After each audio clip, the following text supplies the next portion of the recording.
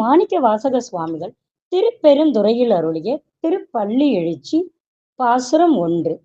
போற்றியன் வாழ் முதலாகிய பொருளே, உலர்ந்தது பூங்கழல் இணை துணை மலர் கொண்டு, ஏற்றினின் திருமுகத்து எமக்கருள் மலரும் எழில் நகை கொண்டு நின் திருவடி தொழுகோ.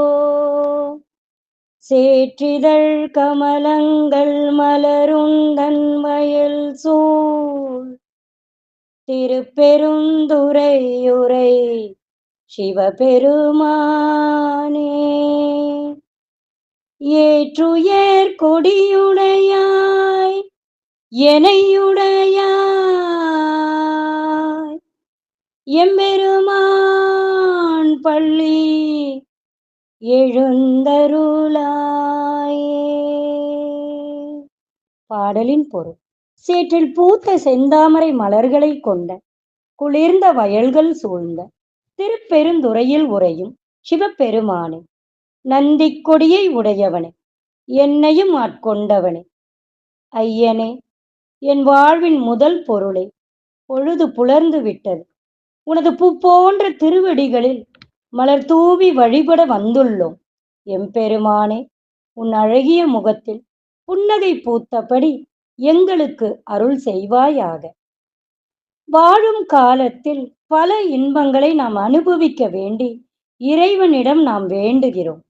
ஆனால் அவையெல்லாம் நம் உடலுக்கு தற்காலிக சுகமே தரும். ஆத்மாவுக்கு சுகம் வேண்டுமே, என்ன செய்வது? ஆத்மநாதராகிய சிவபெருமானை சரணடைந்தால் பேரின்பத்தை அடையலாம். மாணிக்க வாசகர் பாண்டிய நாட்டின் மந்திரியாக இருந்தவர். அவர் அனுபவிக்காத சுகபோகங்களா? ஆனால் இறைவன் அவரை என்ன செய்தான்? போர்ப்படைக்கு குதிரை வாங்கும் சாக்கில் தன் திருத்தலத்துக்கு வரவழைத்தான். உண்மையான இன்பம் என்ன என்பதை அறிய வைத்தான். அமிழ்திலும் இனிய திருவாசகத்தை எழுத வைத்தான். அவரை ஆட்கொண்டான். நாமும் அவரது கவி அமுதத்தில் மூழ்கி எம் பெருமானின் திருவடிகளை சரணடைவோமாக. திருச்சிற்றம்பலம். தென்னாடுடைய சிவனே போற்றி, என் நாட்டவர்க்கும் இறைவா போற்றி.